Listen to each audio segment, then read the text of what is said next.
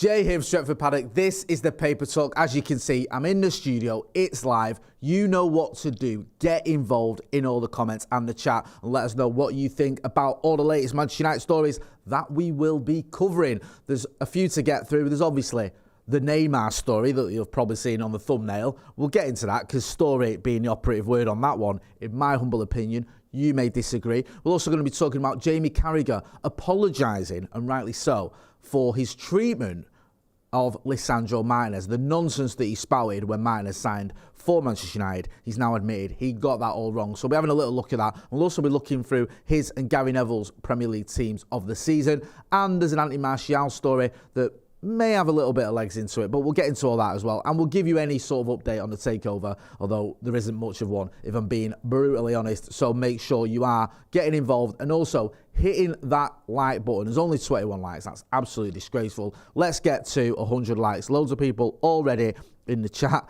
Oh, Witterbird says, good morning, Jay. Love that Phil Neville tweet. I'll get into that in a bit.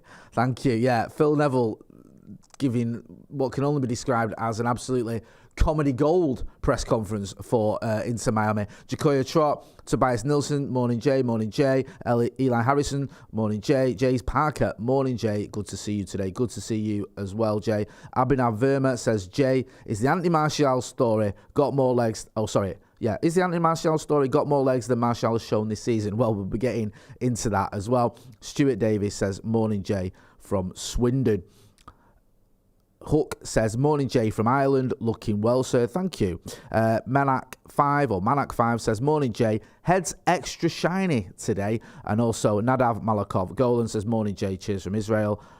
Right, Adam Alpha says, morning Jay as well. Right, there's all the mornings.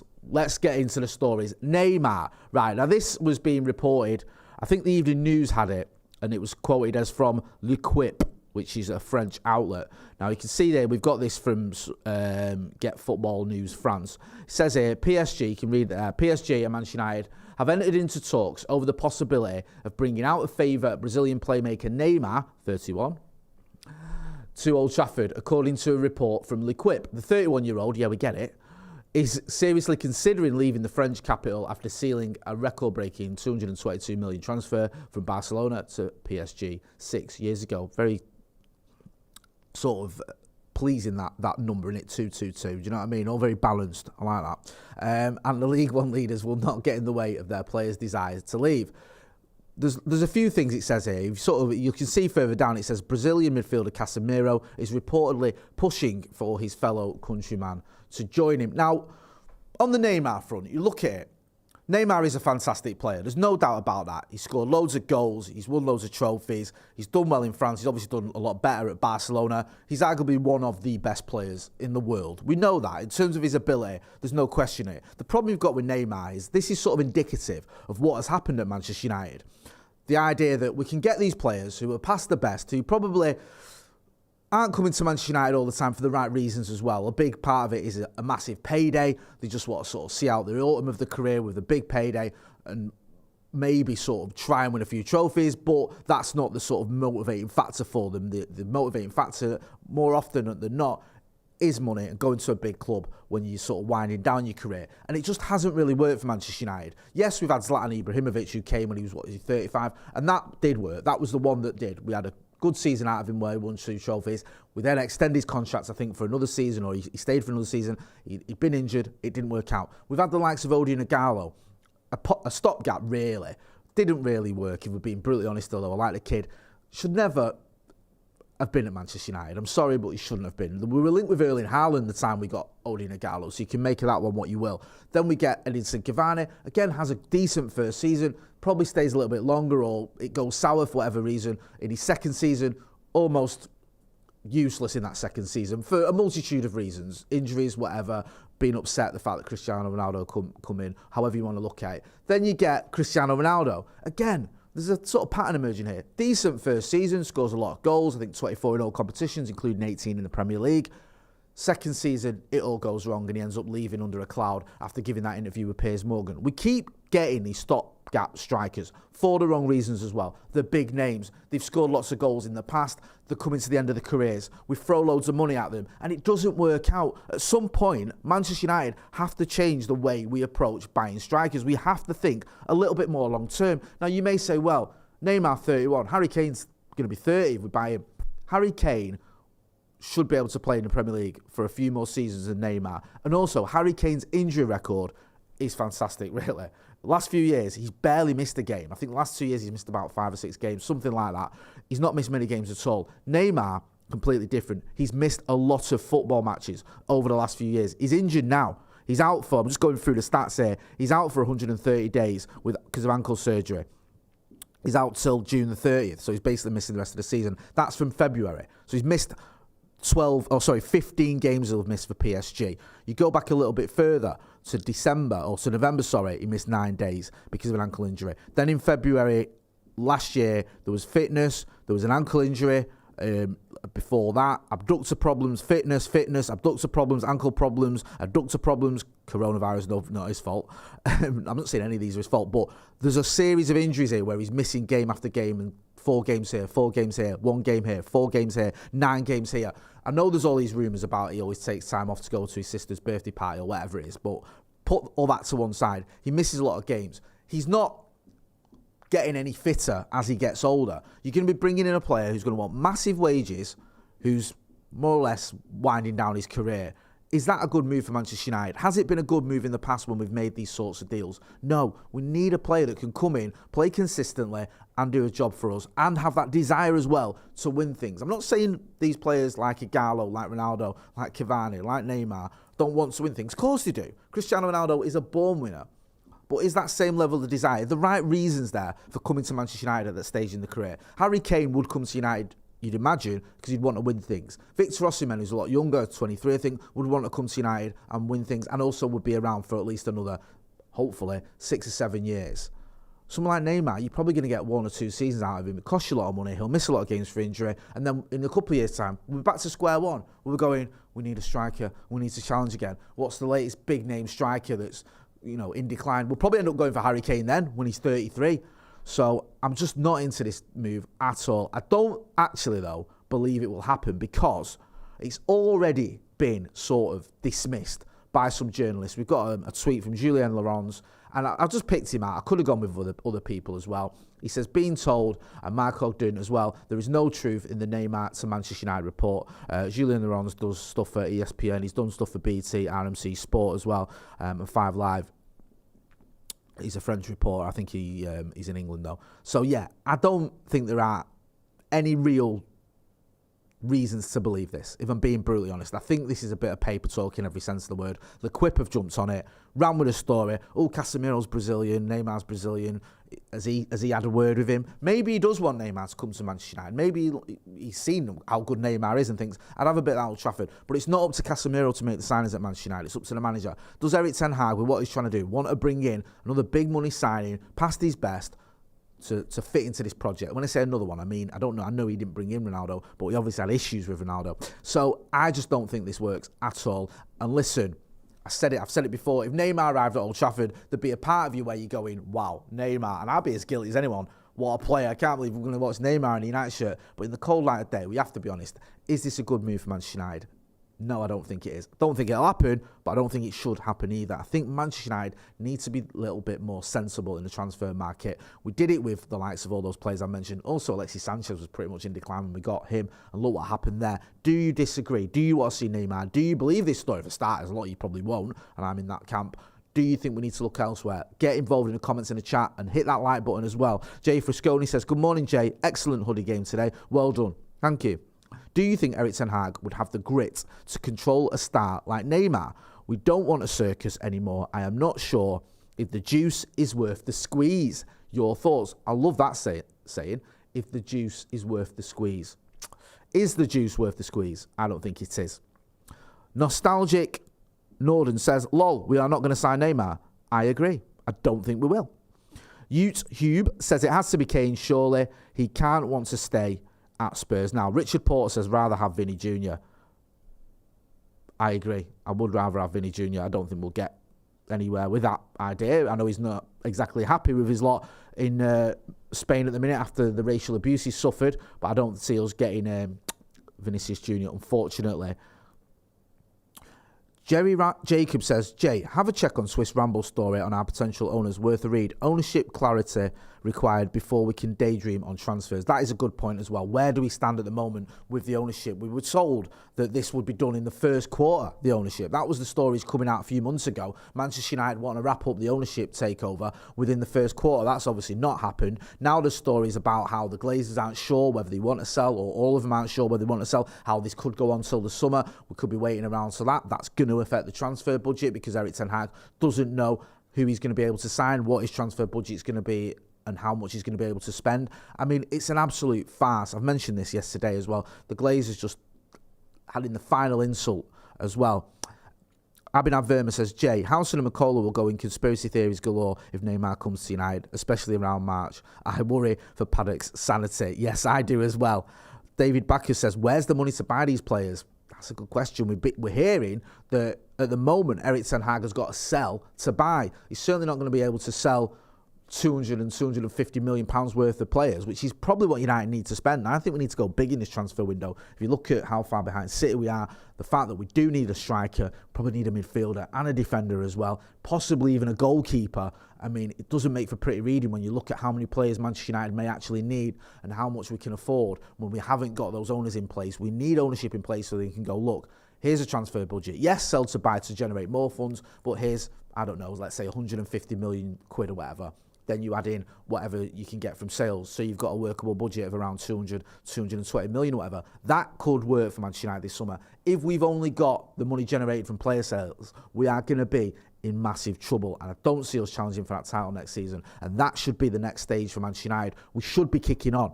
We should be challenging for titles in Champions League. There's no point in getting Champions League football if you're just in it just to make up the numbers. You want to be in it and challenging for it.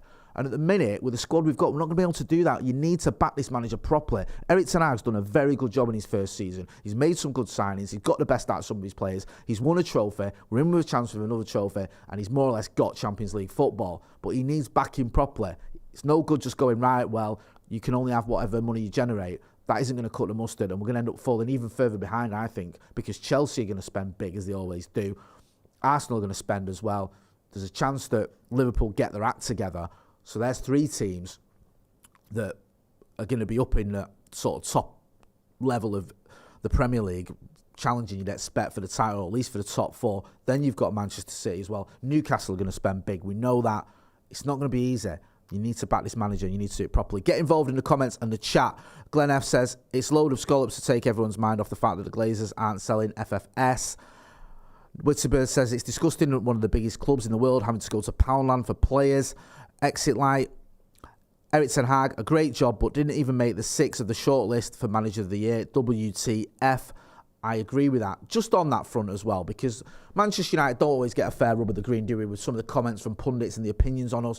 Jamie Carragher went big on Lisandro Martinez when he arrived. When I say went big, he went big on criticising his height. Do you remember he said he didn't think that would work? He was too small for the Premier League. Well, he's backtracked now because he's admitted that Lisandro Martinez has been a success in the Premier League, has been one of the best defenders in the Premier League. You can see the story here. This, I think, was on Monday Night Football last night. Jamie Carragher apologises to Man United's Lisandro Martinez 9 months after brutal criticism. Manchester United defender Lisandro Martinez was criticised by Carragher for his lack of height earlier this season, but the Sky Sports pundit has now backtracked. Jamie Carragher issued an apology over his doubts on United defender Lisandro Martinez, naming him as his biggest surprise of the Premier League season. Carragher slammed United boss Erik ten Hag's decision to play the Argentine international at the heart of his defence early in the season.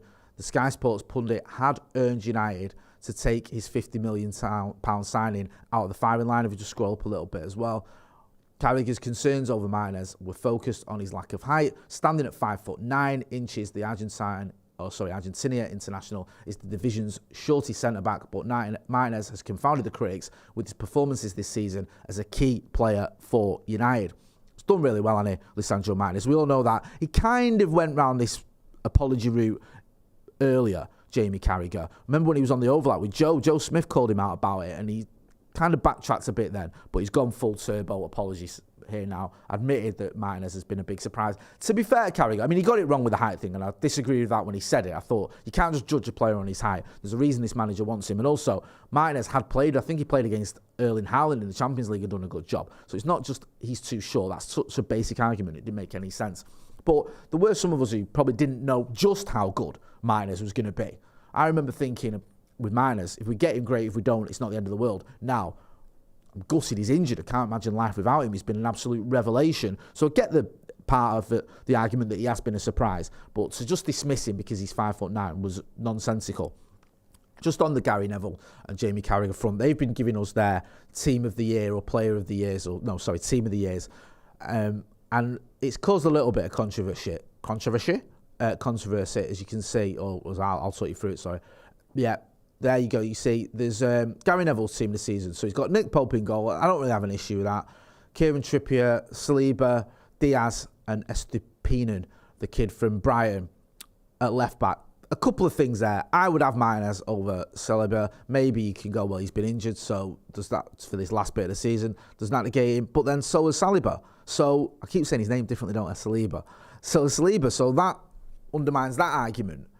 But okay, Arsenal did lead the league for a lot of the season, and Saliba was a big part of that. I kind of get it. But not having Luke Shaw left back, I don't get that at all. Luke Shaw's had a phenomenal season at left back, just ridiculous. Odegaard, Rodri, De Bruyne, it's not that far-fetched. But here's where Gary Neville completely loses me. Saka, Haaland, Martinelli. Why is Martinelli in there over Marcus Rashford? And Gary Neville's done his usual politician thing. He's explained himself and said, I was looking at Marcus Rashford, but I went with Martinelli. Marcus Rashford's just had a much better season. Marcus Rashford has been carrying Manchester United when it comes to goal scoring for practically the whole season. If you look at our goal scoring record this season, if you took Marcus Rashford out of it, I think the next one closest to him is Bruno, and there's about a 10-goal difference or something like that. It's been all about Marcus Rashford in terms of goal scoring this season. So Martinelli, who has had a good season and has scored goals, he's only done it in the Premier League, and this is the Premier League team of the season, so I'll give you that one. But all the players have stepped up and scored goals for Arsenal. Saka, Odegaard have both stepped up. They've had other players as well, like Nketiah, who've stepped up with important goals. Marcus Rashford's just had to do all the heavy lifting himself. And he's done it in multiple competitions. Again, I know it's not just about that, it's about the Premier League, but I don't get that one at all. I think Marcus Rashford's had a fantastic season. There was a time where Arsenal fans were criticising Martinelli and saying that it should have been Leandro Trossard that was in there because Martinelli's form dipped. So this whole argument that Martinelli's had a better season than Marcus Rashford, I just can't buy into it. I'm sorry. I think it's Gary Neville doing one of those things he does where he's just sort of tries to overcompensate for the fact that he's a Manchester United fan and a Manchester United legend by not being biased towards Manchester United, but not having Luke Shaw or Marcus Rashford in that team. I don't get it. I'd have thought better of Gary Neville because he's seen enough about United this season to know that I think those two should be in it. As for Jamie Carragher, I'm not really that surprised, to be honest with you, that he's not gone with any Manchester United players. Again, Botman's had a decent season. Trippier's had a good season. Alisson, yeah. Diaz, I get it. Zinchenko over Luke Shaw, not at all. Not at all. Zinchenko has been all right. He was good at the early part of the season, but he's cost Arsenal some big goals. Trip to Anfield, it cost them the game. That was more or less the end of their title challenge. And then to compound the issue, when they had Southampton at home, he was giving it all that the biggin with the huddle that he called in the middle of the pitch, and then was at fault for Southampton's third goal. I don't see it with Zinchenko at all. I don't think he's had as good a season as Luke Shaw. If you had a choice between Zinchenko or Luke Shaw, who are you going to pick? You're going to pick Luke Shaw, aren't you? So, yeah, slightly biased there. I think it's a bit of a joke that there's no United players in either team. But, again, some of these teams, they're just built, aren't they, to generate some controversy, generate some clicks, generate some discussion. And it's worked because I'm sat here talking about it and sort of scratching my head over the omission of certain United players. You could have argued that maybe Casemiro could have been in there, Bruno Fernandes could have been in there. You could have made a case for either those two players. But Luke Shaw and Marcus Rashford, especially when you see some of the players that have been preferred over them, I just don't get that. Hit the like button, please. Let's get to 200 likes. Brian Casey says, morning, Jay. Neville is going out of his way to get United fans to hate him. He does seem to be a little bit biased against United at times. I know he's a United fan. He obviously played a lot for Manchester United. He's a club legend and all that. But at times, I think he's being too balanced. Tobias Nielsen says, it's only to make Marcus smash it against City in the final and show Gary he's wrong. I hope you're right. Faraz Khan says, Jay, if you can bring in one player in his prime from the previous United Premier League teams into this team, what player would that be? I think for what we need right now, I'd go with a striker. So it'd either be maybe Ruud van Nistelrooy or maybe an Andy Cole, someone like that, a goal scorer, an out-and-out goal scorer. Wayne Rooney is often a name that's touted when this is suggested or this question comes up, and I get that. I just feel at times Rooney would drop deep. Maybe Rooney could fit in there. One of those, a talented goal-scoring striker. That's what we need. So yeah, Ruud or Andy Cole or maybe Wayne Rooney. If I can just say 3 names, I'll keep going. Eric, there you go. Abhinav Verma says, Sky Sports, just talk sports with suits. I like that. Stuart Thomas says, sorry, Jay, I'm late again. Well, if you just joined us, we're talking about punctuality. Don't worry about it, bro. You can always catch up as well. Sam 1878 says, Van Persie would be great in this team. That is a good shout. Robin Van Persie would be fantastic in this team. He'd score loads of goals and hopefully win us trophies as well, just like he did in 2013. Who knows? Some people have suggested that Harry Kane could do that kind of job for Manchester United. Similar to the way Robin Van Persie came in when he was, 29, just before he was 30, I think. Had that one amazing season where he won the title. Could Harry Kane do that? Let us know. Get involved in the chat and the comments. Or could Anthony Martial be the answer to our problems next season? Well, it appears not. You can see here there's a story. This has been doing the rounds in several papers. It says Manchester United have run out of patience with Anthony Martial and will sell him this summer, according to reports. The Frenchman has failed to make an impact for Erik ten Hag's side this season after suffering a number of injuries and has played just 19 Premier League games. Martial has struggled with problems related to his hip, hamstring, back and Achilles this term, and his future at the club looks to be in doubt. There's also some intrigue. Here we go. The 27-year-old failed to acknowledge Ten Hag after being substituted for Wout Weghorst during the crucial 1-0 win over Bournemouth on Saturday. If you scroll down as well, there's a little bit more. I think Erik ten Hag spoke about this. He said that, he said, I think he played well. He returned to the bench. He's okay. I think he just shot into the dressing room. I don't know what you want to make from that. That's what Erik ten Hag says about the fact that when Anthony Martial came off, he went straight down the dressing room. Then he came back out. So I don't know what went on there. Some people saying he stubbed the manager. Some people saying looking too much into it. The thing with Anthony Martial is, listen, I like Anthony Martial. Loved him since his debut. Obviously scoring against Liverpool on your debut. Doesn't get much better than that. And he scored some big goals for Manchester United. The game against Everton, for example, in the semi-final of the FA Cup, that last-minute winner, so important. There was a season where he scored over 20-odd goals for Manchester United under Ole Gunnar Solskjaer, and he has scored some great goals as well. He's such a good player to watch when he's on it, the way he can go past plays, his finishing, his speed, his turn of pace, it's all good stuff. But the fact of the matter is, we're still sort of waiting to see if Anthony Martial has got what it takes to make it at Manchester United. And he's been here for what, about 8 years now? We can't keep waiting for him. We can't. It's not just about his injuries as well. There's been issues at times with his form. He's had seasons where he scored, 4 or 5 goals or whatever. He obviously went out on loan last season to Sevilla. It didn't work out there. He came back. He looked great in pre-season, but then he starts picking up these injuries. And you just look at it, you go, how much longer can we wait for Anthony Martial to come good? We're kidding ourselves, I think, anyway, if we believe that he's going to turn his corner and be the prolific, consistent, injury-free striker that we need to lead the line for Manchester United Football Club. I just don't see it. And I'm sorry to say that because I do like Anthony Martial. He is a great player when he's on it. And there's been times when he has been on it and he scored some fantastic and important goals for Manchester United. But we need to get a bit more brutal. We need to get a bit more honest about where we're at. If we're going to catch Manchester City, and I know I keep going back to that, but that's where we need to be, then can we rely on Anthony Martial to be our number 9? I'm not so sure we can. You may argue that, okay, if Harry Kane or Victor Osimhen or whoever comes in, then he can be your backup. But if your backup's injured a lot, if your backup's out of form, is that much of an option? You need a backup who is available pretty much all the time. Anthony Martial does get injured a lot. We've seen him break down during games. We've seen him get injured in the warm-up. We've seen him miss important parts of this season. He missed almost, I think he's about 3/4 of the season, 2/3 of the season, or whatever it is. Important games that we needed him for as well. Wout Weghorst has come in, done the best he can, isn't at levels you need. He's got no Premier League goals, which says it all, really. So I just feel that with Anthony Martial, it might be time to cut our losses. And he's still a player we can get some money for.